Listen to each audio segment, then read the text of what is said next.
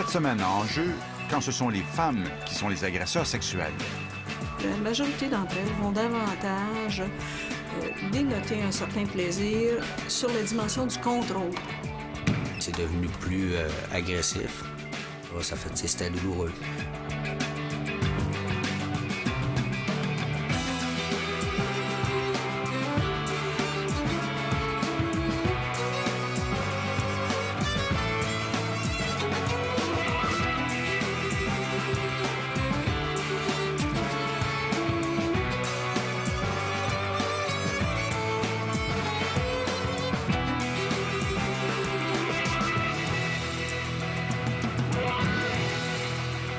Bonsoir, ici Alain Gravel.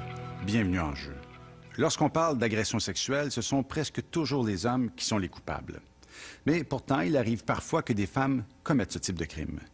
Il existe très peu d'études et de documentation sur la question. Les chiffres officiels disent qu'il s'agit d'un phénomène marginal, mais des spécialistes vont jusqu'à prétendre qu'une agression sexuelle sur 5 serait commise par des femmes. Pour la première fois à la télévision, vous allez entendre le témoignage de leurs victimes. Mes collègues, Hélène Courchaine et Nicole Messier, en ont rencontré 8, 4 au Canada et 4 en Europe. Tous et toutes se rejoignent dans la souffrance qu'évoquent leurs souvenirs d'enfance. C'est un sujet tellement tabou que la plupart ont exigé que l'on protège leur anonymat, certaines demandant même que l'on change carrément leur voix.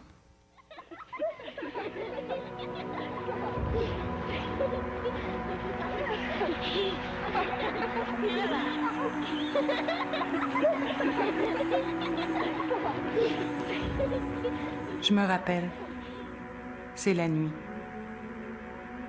Il y avait une porte qui donnait directement de la chambre de ma grand-mère à ma chambre. Je couchais dans la même chambre que ma mère. C'est la nuit et il y a des choses froides, des choses dures. Ma mère pouvait être dans le cadre de porte et dire à mon père quoi faire, comment manger ma sœur, où mettre sa langue. Et on peut parler aussi de pénétration quand mes sœurs étaient bébés, super bébés. Quand c'était ma mère qui agressait par elle-même, c'était un peu plus doux qu'avec mon père. C'était presque tous les soirs. Presque tous les soirs. C'était soit dans ma chambre ou soit dans sa chambre à elle. Ça pouvait être en après-midi quand il n'y avait personne dans la maison ou en soirée quand tout le monde était couché.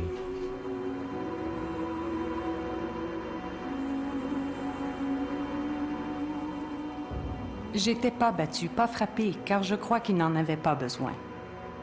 Ça avait commencé tellement jeune, ça faisait tellement partie de ce qui se passait à la maison qu'il n'avait pas besoin de me battre. Quand c'est ta mère qui te fait ça... Il y a 20 ans, la violence familiale était encore un sujet caché, dont les médias commençaient à peine à parler. Au Canada, il aura fallu une commission d'enquête nationale pour que la société constate l'ampleur du phénomène. L'homme, le père surtout, était toujours considéré comme le responsable de la violence qui sévissait dans les familles. Parler d'inceste impliquait nécessairement le père avec l'une de ses filles. Being abused by a woman is somehow different, and I think particularly with your mother, you expect when you're born, it's inbuilt in you, isn't it? You're born and the first person you look to is your mother. Your mother should feed you, your mother should look after you. So when that's twisted, you're twisted. Depuis l'origine des temps, la mère apparaît comme le premier et le dernier refuge des enfants pour obtenir compassion et chaleur. Et c'est avec beaucoup de circonspection que nous levons un coin du voile sur les agressions sexuelles commises par des femmes, le plus souvent la mère. Un tabou que nous transgressons pour jeter un peu de lumière sur un comportement aussi difficile à comprendre qu'à nommer. Mère incestueuse, femme pédophile, les mots écorchent et personne ne veut les entendre. The abuse, when it's within, particularly within the family, Quand ça se passe dans la famille, les agressions peuvent commencer aussitôt qu'à 2 ou 3 mois, quand le bébé est tout petit. Les gens agressent par exemple avec leurs doigts à l'intérieur du bébé et ce n'est pas pour mettre de la crème. On a même des mères qui ont sucé le pénis de leur petit garçon.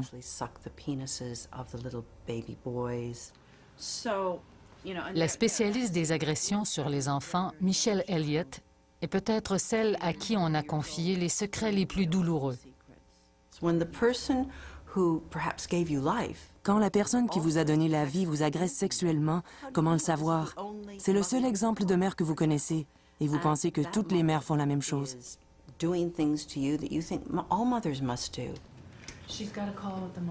Nous l'avons rencontrée à Londres, où elle dirige Kidscape, un organisme voué à la défense des enfants. Auteure d'une vingtaine d'ouvrages sur les hommes qui abusent les enfants, elle suscite tout un émoi quand elle publie, il y a 10 ans, un livre sur les agressions sexuelles commises par des femmes, surtout des mères. Son livre est à peine lancé dans les médias qu'elle est inondée d'appels au secours de femmes et d'hommes victimes d'inceste maternel. There it was in black and white for the first time. And I taped it on my bedroom wall. You know, because it was the first... There it was in black and white.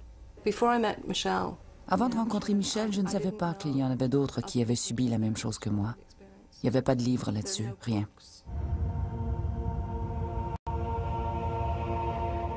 Jeune, Lucy couche avec sa mère. Le seul lit de la chambre est collé au mur. Impossible de s'échapper. Elle se collait derrière moi et voulait que je lui dise que je l'aime.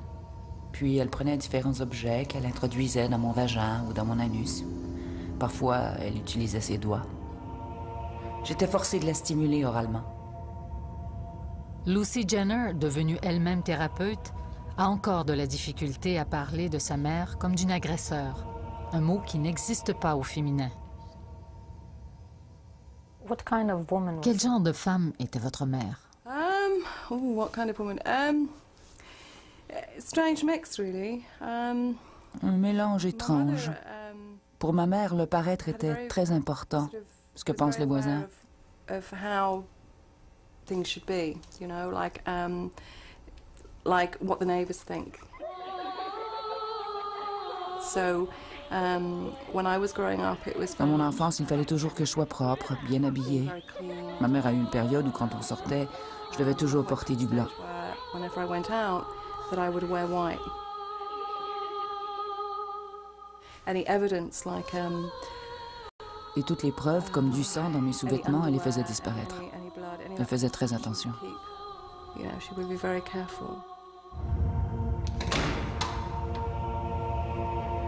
Lucy, un nom fictif, a été agressée jusqu'à l'âge de 13 ans. Un jour qu'elle refuse de se soumettre, sa mère tente de l'étouffer avec un oreiller. Ma mère m'a dit que je ne devais parler à personne de tout ça, sinon elle me punirait encore avec l'oreiller. J'ai baissé les bras, je n'ai même pas pleuré. Mon désir de résister était parti. Elle m'avait complètement soumise. Ces enfants sont élevés là-dedans. Ça n'arrive pas soudainement à 8 ans, votre mère commence à vous agresser sexuellement. C'est un processus continu et c'est ce qui est tellement désolant. Les enfants pensent que c'est normal. Ils ne connaissent rien d'autre. Ils ne connaissent rien d'autre.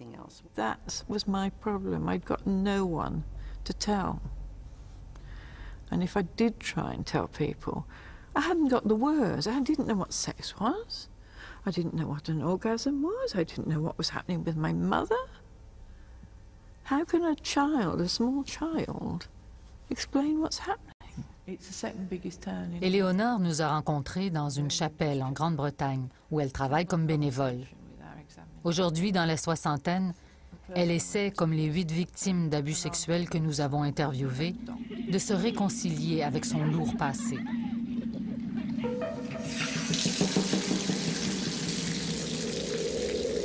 She would have a bath and then she'd get out. So she used to sit and then she would just say to me, "There's a little hole here. and there's a little nest inside. You grew in that. Why don't you find it? I can't explain what it did to me. I really can't.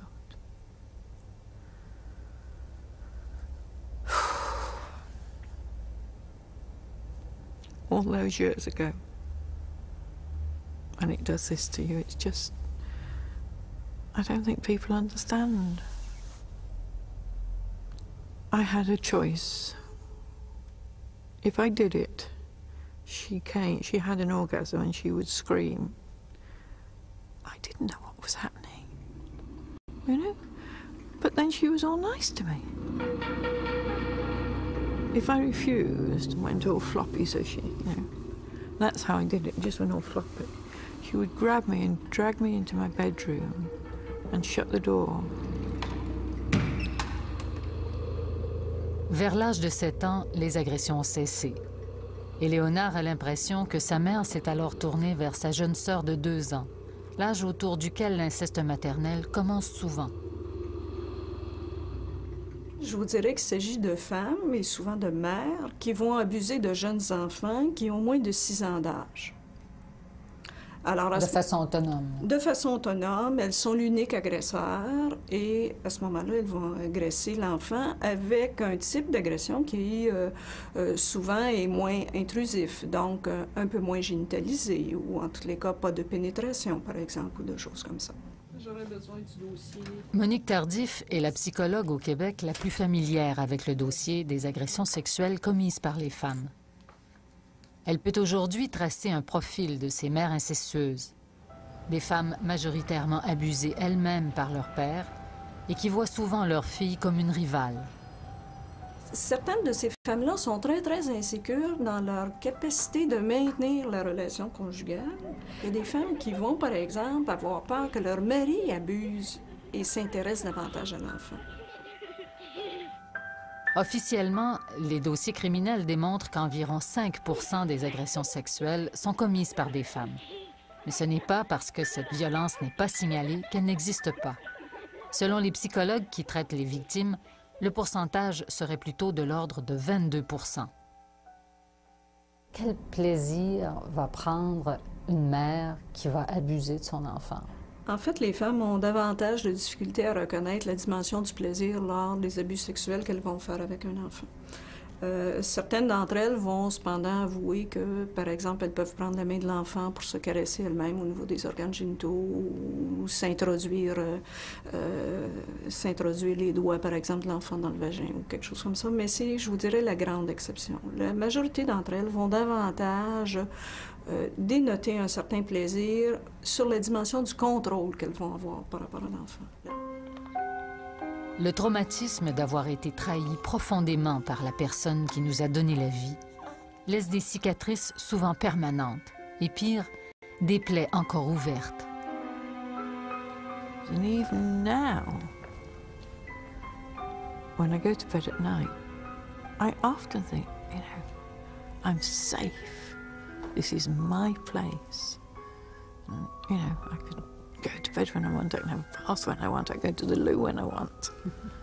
And nobody's going to hit me or do anything.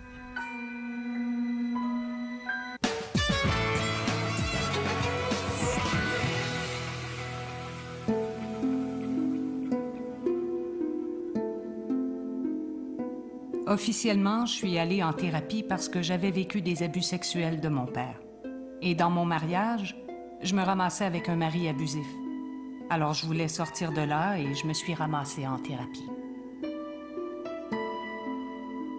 C'est à la suite d'une longue thérapie que la plupart des victimes d'agressions sexuelles ont peu à peu retrouvé les souvenirs de leur passé. La plupart du temps, un cumul d'échecs personnels les amène devant un thérapeute.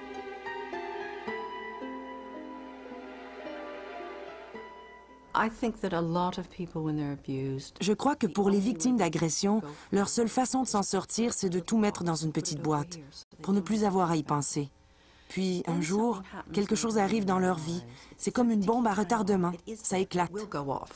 You sort of blacked out. Vous aviez enfoui tout ça dans votre mémoire pendant toutes ces années? Je ne savais pas que j'avais été agressée jusqu'à ce que je consulte, autour de 1990. Vous aviez 45 ans. Oui, au milieu de la quarantaine. Vous n'aviez pas de souvenir de votre enfance? Oui, mais avec mon père, pas avec ma mère et ma grand-mère. Ça avait été complètement bloqué. L'une s'appelle Sarah, une Américaine qui vit en exil en Grande-Bretagne. L'autre, c'est Sarah José, une Québécoise. Toutes deux ont des formations universitaires et viennent de familles aisées, des familles modèles en public, des piliers de la communauté. À la maison, ces familles sont dysfonctionnelles et dépravées. My grandfather would abuse me at any time. Mon grand-père m'agressait n'importe quand, n'importe où. And I remembered my grandfather. Je me suis souvenu qu'un jour, il m'a soulevé et enfoncé sur son pénis en érection. On top of his erect penis. Mon père avait compris que s'il n'y avait pas de pénétration, il ne serait jamais accusé d'inceste ou d'agression sexuelle. Je peux vous décrire mon père, les yeux de mon père, comment il se frottait sur moi quand j'avais entre 8 et 14 ans. I have very mixed feelings about my father because he is the one who did. Je suis très ambivalente face à mon père parce que il respectait mon esprit, mon talent pour écrire, pour chanter. Il me traitait comme si j'étais importante. Pas comme le reste de la famille le faisait. You know, in a way that no one else in my family did. And when he abused me, et quand il m'agressait, il pleurait. Et moi aussi. He was crying, and I was crying. Mes parents se touchaient régulièrement devant nous autres. C'était... Par exemple, mon père prenait la vulve de ma mère devant moi, il la caressait. Puis il me faisait la même chose, comme si c'était normal. Ma mère, elle, me faisait des attouchements orogénitaux pendant que mon père la pénétrait.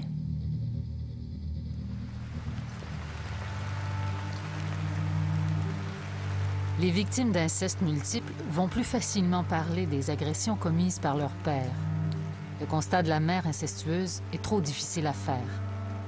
Dans le cas de Sarah José, sa grand-mère l'a agressée. Survivre à cette idée est presque impensable.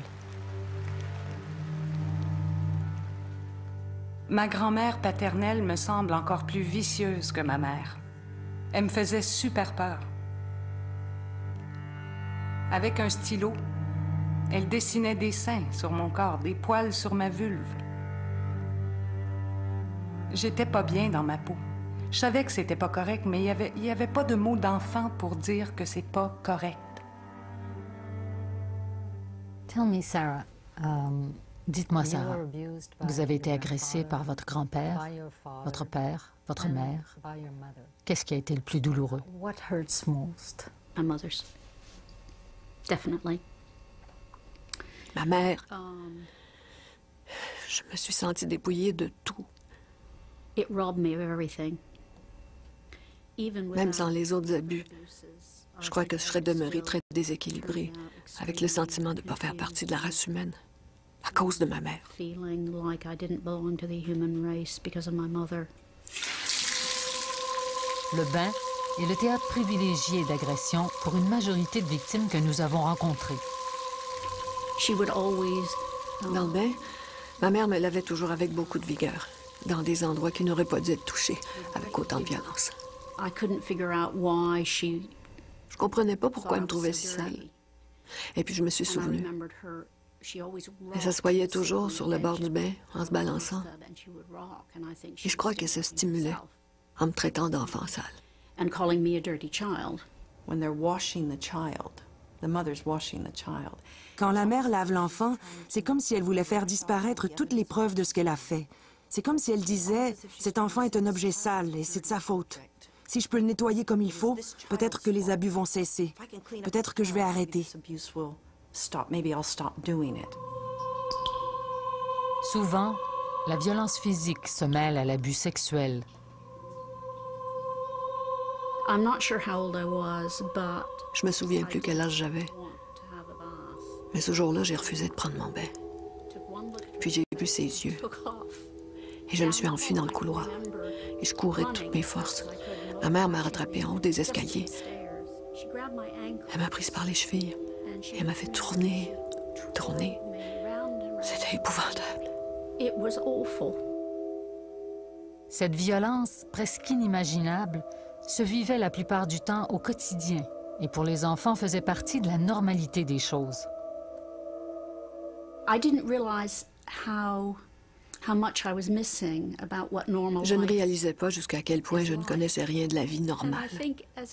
Notre famille semblait fonctionner sur des bases différentes des autres. Et comment dire, je pense que très jeune, j'ai perdu tout espoir que quelqu'un, une personne, fasse cesser tout ça.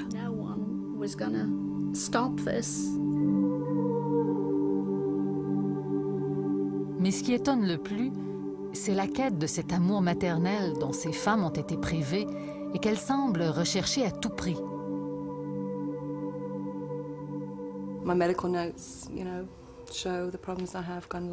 J'ai des séquelles gynécologiques, des problèmes avec mes intestins, ma vessie.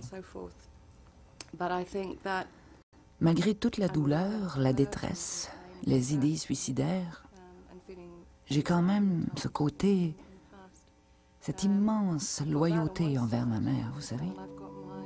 Mon amour pour ma mère. Ces propos de Lucy nous ont renversés. Bien qu'elle soit en thérapie depuis plus de 15 ans, elle visite régulièrement sa mère, qui est en institution depuis des années, et elle s'assure qu'elle ne manque de rien.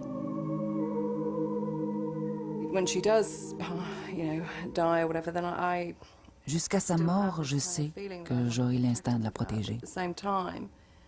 Mais en même temps, je n'oublie pas. Et jamais, elle n'a jamais rencontré mes enfants. Elle ne connaîtra jamais ça, être grand-mère. Ça ne fera pas partie de sa vie. C'est ma façon à moi de composer avec la situation. Vous voyez toujours votre mère? Oui. Sarah a de la difficulté à l'admettre. Mais quand nous l'avons rencontrée à Londres, elle s'apprêtait, comme à chaque année, à partir aux États-Unis visiter son père et sa mère malades.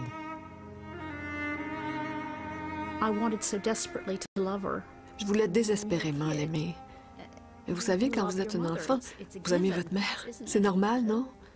Les enfants aiment leur mère. Elles sont terrifiées à l'idée de confronter leur mère, parce que la mère va nier. Elle va dire « ça ne s'est jamais passé, tout est dans ta tête ». Elles savent que la mère va tout nier ou va les blâmer.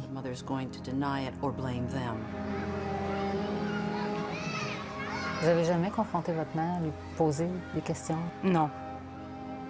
J'ai commencé à lui parler de mon père et elle m'a dit qu'elle ne me croyait pas, que j'inventais des histoires, que j'avais écouté la télé et qu'à l'école, il m'avait montré ces affaires-là, que si c'était vrai, j'en aurais parlé bien avant.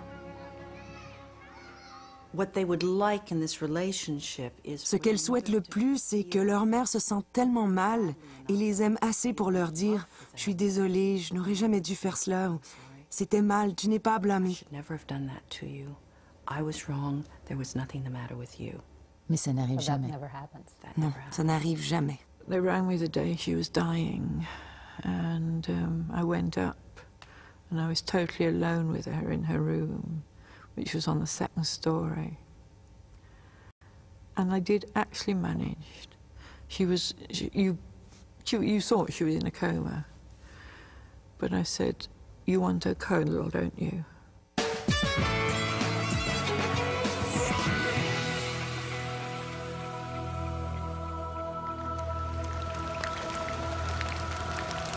Pleurer, c'est quelque chose que je peux pas faire encore. Je suis capable de parler de mon passé, mais j'ai pas encore d'émotion d'attacher à ça. Je me dis, voilà ce qui se passe là-bas dans la secte, mais je peux pas aller plus loin. Sinon, je vais aboutir en psychiatrie. Caroline vit emmurée dans son silence depuis qu'elle s'est enfuie d'une secte, actuellement sous enquête, où elle a passé toute sa vie. C'est basé sur les agressions des enfants et le sacrifice des animaux.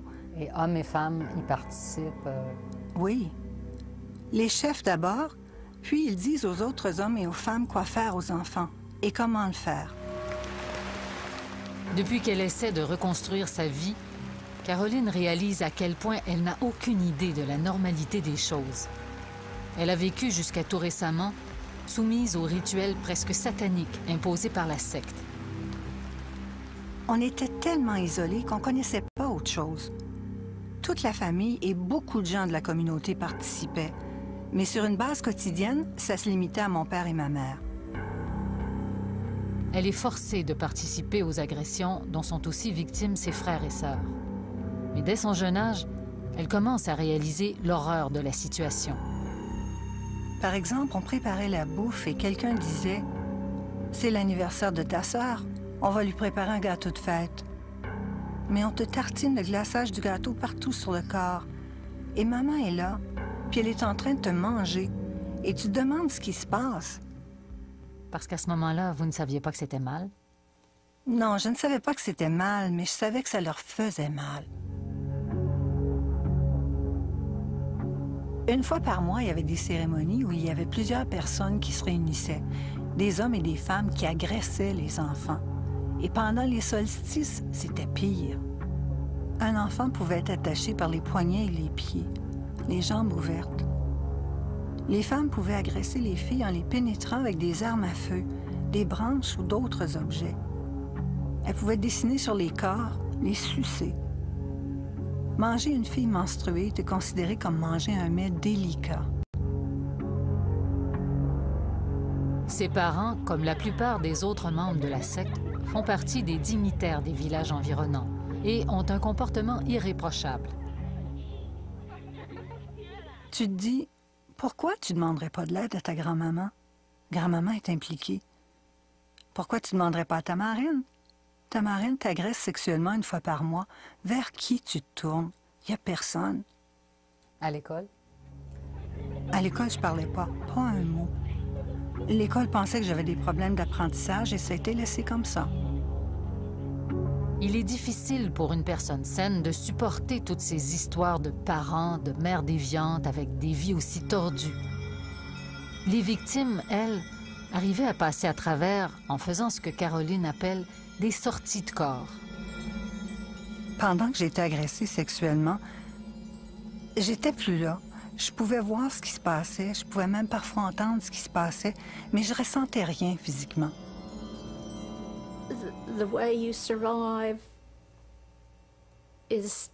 Pour survivre, il faut s'accrocher à quelque chose, vous savez. Peu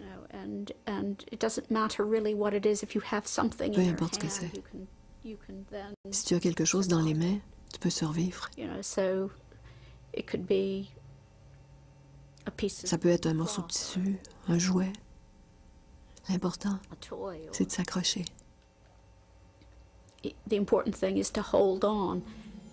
On s'évade? Oui. On s'en va ailleurs. On s'en va dans sa tête. Je prenais ma poupée et je la serrais fort, fort. Je m'en allais dans ma tête. Je sortais de mon corps. Paul aura bientôt 50 ans. Abandonné par sa mère naturelle quand il avait 3 ans, il est adopté par un couple de Birmingham en Angleterre. Le souvenir de sa mère adoptive est pour Paul un cauchemar.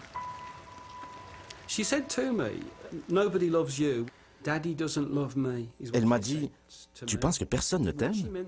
Eh bien, personne ne m'aime moi non plus. » Alors elle a dit, « On va s'aimer tous les deux, non? »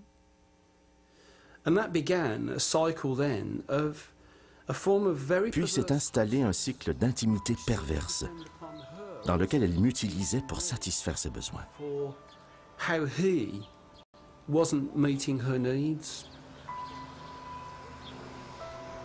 On se retrouve avec une femme souvent qui a pu vivre des difficultés conjugales et qui, en ayant énormément de difficultés à vivre, par exemple, le fait d'être monoparentale ou d'avoir été séparée ou de sentir que sa relation est compromise d'une quelconque façon, va abuser à ce moment-là de l'enfant.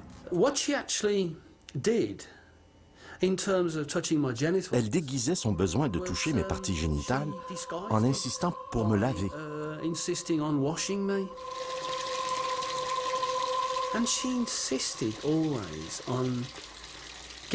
Elle prenait toujours une flanelle très rugueuse et tirait sur la peau de mon pénis. Il frottait, vous savez.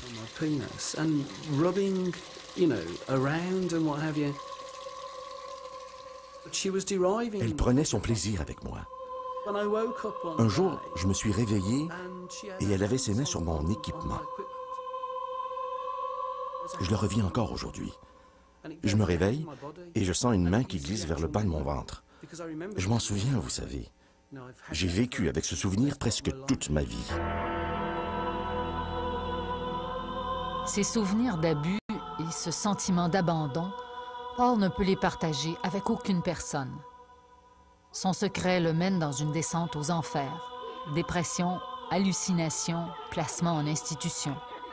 Il est totalement obsédé par le désir de comprendre ce qui lui est arrivé. La solitude m'a envahi comme une vague de fond. C'était terrible, totalement envahissant, un besoin qui était comme un feu qui me consumait. Je devais comprendre à tout prix. Trouver de l'aide, une thérapie adéquate, semble avoir été une véritable épreuve pour Paul, Caroline et les autres. Ne pas être cru constitue pour eux une autre forme d'abus. J'ai commencé à parler, ils m'ont dit de me fermer. J'avais pas le droit de parler des agressions sexuelles de ma mère. J'avais pas le droit de parler de la secte. Pourquoi on vous disait ça? Je crois qu'ils avaient peur de ce que j'avais à dire. Les gens ont peur d'entendre ce qui se passe vraiment. Il y a une dimension émotive importante, chez les professionnels comme chez les gens de la population générale. C'est-à-dire qu'on peut avoir énormément de difficultés à s'imaginer qu'il y a des mères qui peuvent avoir ce type de problème-là et avoir des liens aussi conflictuels, aussi abusifs vis-à-vis de leur propre enfant. D'ailleurs, lors de notre recherche, plusieurs organismes et professionnels spécialisés dans la violence familiale semblaient étonnés que nous nous attardions à la violence commise par les femmes, un phénomène qu'ils qualifiaient de trop rare et marginal. Depuis 1986 que je travaille dans cette clinique, j'ai vu 17 femmes depuis, et je suis dans une clinique spécialisée. Alors j'imagine que le professionnel qui va recevoir sa première femme qui est agresseur sexuel, qui en a pas traité, qui en a peut-être pas beaucoup entendu parler, qui connaît peut-être pas beaucoup la délinquance sexuelle non plus, peut être assez déconcerté et avoir beaucoup de difficultés à faire face à la situation. Ça représente quoi une mère pour vous? J'ai aucune idée. Aucune idée. Sauf ce que je vois maintenant dans la société. Protéger ses enfants, prendre soin de ses enfants, leur apprendre comment être des humains. Moi, j'ai pas connu ça du tout.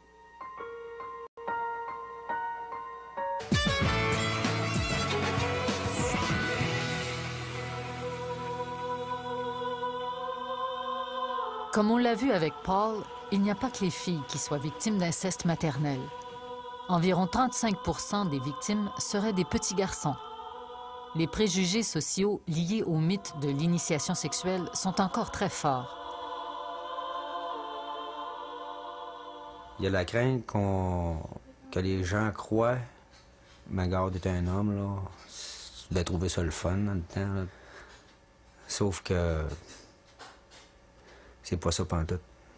When a boy is abused, and I do call it abused, by an older woman. Quand un garçon est abusé par une femme, on dit « Chanceux, tu as été initié au sexe ». Les hommes vont dire « J'aurais aimé que ça m'arrive ». Mais vous parlez à ces garçons quand ils sont plus vieux et vous réalisez à quel point ça les a affectés. J'ai quand même relativement appris à garder ça pour moi. J'avais comme honte de ça. J'avais peur de ce que les gens pouvaient penser, que c'était de ma faute. Violence physique, verbale, agression sexuelle, Germain va grandir dans une famille d'accueil dysfonctionnelle. C'est la nièce de la mère d'accueil, âgée de 17 ans, qui va s'approprier le corps du petit Germain, alors âgé de 6 ans. Ça a été surtout des attouchements bénins au début, là. C'est comme style la masturbation, là. À cet âge-là, on commence à découvrir notre corps pas mal, et puis on s'amuse un peu. Au début, c'est comme plaisant un peu, c'est le fun. Mais par la suite, là, c'est devenu plus agressif. C'est venu à des fellations. Puis quand même, quand on est tout petit, mettons qu'elle tirait fort pas mal, là, c'était douloureux. Et puis, ça se faisait pas tout en douceur? Non, ça se faisait pas en douceur. Et puis, elle s'assisait sur moi. Et puis, elle se faisait aller là jusqu'à ce qu'elle arrive à l'orgasme, là. À l'époque, je savais pas qu'est-ce que c'était, mais c'est quand même assez traumatisant, là. J'ai subi des séquelles. J'ai subi des séquelles face à ça parce que je me rends compte aujourd'hui que ça m'ennuie du côté sexuel avec mes partenaires. Il semble que de plus en plus d'adolescentes agresseraient de jeunes enfants. Il s'agirait là d'une tendance favorisée par l'accès facile à la pornographie sur Internet. Monique Tardif a mené une étude sur un échantillon d'une quinzaine d'adolescentes. La moitié comporte des abus intrafamiliaux. Alors, ça peut être frère-sœur, mais ça peut être aussi les enfants du conjoint lorsqu'il y a une nouvelle famille qui s'est créée, une famille reconstituée. Et les autres, ça va être dans des contextes de gardiennage ou encore des petits voisins, des enfants de l'entourage, en fait. Mon père, c'était un militaire. Il nous a jamais frappés, ni les enfants, ni ma mère. On avait beaucoup de respect pour lui. Quand il rentrait à la maison, on l'écoutait. Michel est le benjamin d'une famille de 5 enfants. Père militaire, mère soumise, une famille où l'on s'exprimait peu. Mon père ne m'a jamais dit qu'il m'aimait, ni à moi, ni aux autres. Toute ma vie, il m'a donné la main une seule fois. La mère, comme le reste des enfants, ferme les yeux quand le père s'enferme avec Jocelyne, la sœur aînée de 14 ans. On était dans nos chambres, je m'en souviens. Mon père buvait beaucoup et souvent le soir, il descendait en bas. Je le sais, c'était pour aller voir Jocelyne. Dans cette famille où le silence est loi, Jocelyne, une adolescente abusée par son père, tourne sa détresse vers son petit frère. Elle devient lentement l'agresseur de Michel. Quand elle gardait, elle me demandait « Veux-tu que je lise un livre? » Elle m'amenait dans la chambre. Elle était en brassière et en petite culotte. Elle me demandait de la toucher. Puis elle me touchait pour me montrer comment elle voulait que je la touche. Je me sentais pas bien. Je me sentais mal à l'aise dans cette situation-là. Est-ce que c'était violent? Pas violent, ni verbalement, ni physiquement. Jamais. Je l'aimais beaucoup, ma sœur. C'est la situation que je n'aimais pas. À 40 ans, Michel a toujours refoulé son passé. Et il s'est aperçu que lui aussi était le maillon d'une chaîne d'abus. Son père avait agressé sa sœur, qu'il avait abusée, et maintenant c'était son tour. Plus tard, Jocelyne a eu une fille, Diane, sur qui j'ai fait des attouchements. Quand j'ai fait ça, Diane était adolescente, elle avait 15-16 ans. Dans ce temps-là, c'était incroyable, je trouvais pas que c'était grave. C'était anodin pour vous? Oui. Mais... Germain aussi était une véritable bombe à retardement. Il fuit dans la drogue pour oublier son passé de victime d'agression, jusqu'au jour où il s'en prend à la fille de sa conjointe. Elle a 9 ans. Les agressions que j'ai fait subir à cette jeune fille-là ont duré à peu près 2 semaines. Les enfants agressés ne deviennent pas tous des agresseurs, loin de là. Mais on sait que 80% des mères abuseurs ont été elles-mêmes agressées. Généralement, c'est souvent des hommes qui les ont abusés, ou encore des frères.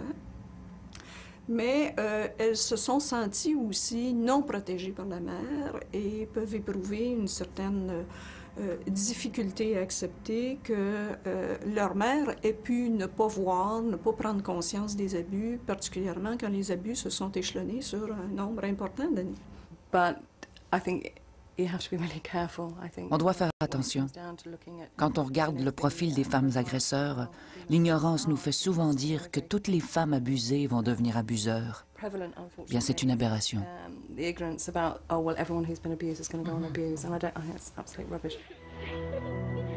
La peur de devenir agresseur à son tour est souvent une crainte réelle chez les victimes. Et c'est peut-être la pire des séquelles. Penser que soi-même, on pourrait agresser son enfant. I changed my grandson's nappies, but my granddaughter's nappies, no, I wouldn't go near them. There was a sort of, I didn't know what it was, but I didn't want to go near my granddaughters to change nappies. Quand on a été abusé par sa mère, sa grand-mère, et qu'on devient soi-même mère d'une fille, est-ce qu'on a peur? On s'entoure. Je suis contente de ne pas avoir mis au monde un enfant à 20 ans. Pourquoi? Parce que la peur aurait été trop grande. They then feel they can't touch their own child. Elles sentent qu'elles ne peuvent pas toucher leur propre enfant ou tout autre enfant. Si elles le touchent, elles vont se transformer en leur mère et vont abuser elles aussi. Alors l'agression leur a non seulement volé leur enfance, leur identité, mais leur a volé leur capacité d'interagir. Je vois ça régulièrement.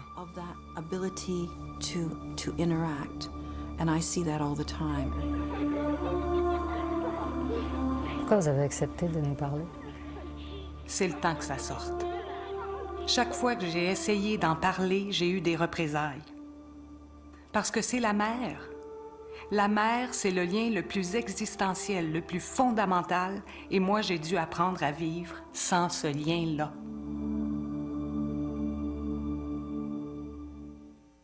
Pour tous ceux et celles qui en sentiraient le besoin après avoir vu notre reportage, l'Ordre des psychologues du Québec met à votre disposition une ligne de référence, dont voici les coordonnées.